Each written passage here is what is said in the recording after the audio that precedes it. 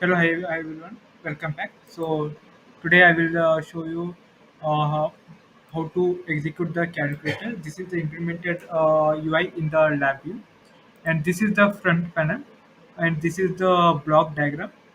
And in the block diagram, the implementation has been done using the while loop and event structure.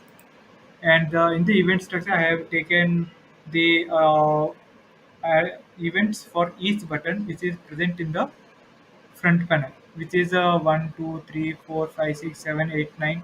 These are the numbers, and these are the buttons equals OK button and arithmetic calculation, add, multiplication, division, subtraction.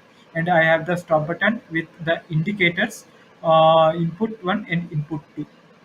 So for each button, I have taken the events. So how it is executing. So let's highlight this and run this code.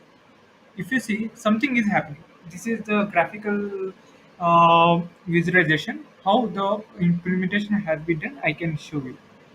So if I click one, so event one has been executed. This event has been executed. If I click 2, then it will concat as per the calculation. It will give the 12 because initial I have taken 1, which is multiplied with 10 and added with the 1. So initially starting from 0 to into 10 will be 0 plus 1 will be 1. So I hold that value using the shift register. This is a shift register.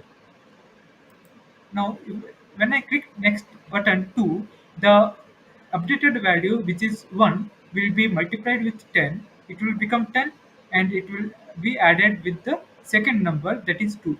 So, final value will be 2. Now, I have to hold that value permanently. For that, I have the OK button that I have created. What is happening now? If I click OK, this is the property node which holds the value.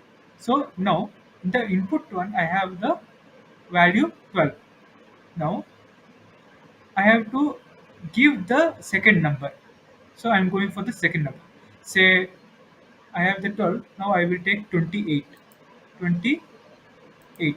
The same operation is happening again, but for the second number. So I have taken the if else state case structure so that if the my value is false, this value is false, then it will initialize to input one.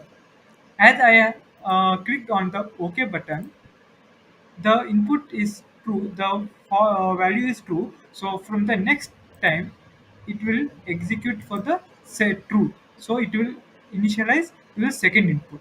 So that's what happening here. Now, if I click equals, if I run this input one 12. If I click OK, second number 45.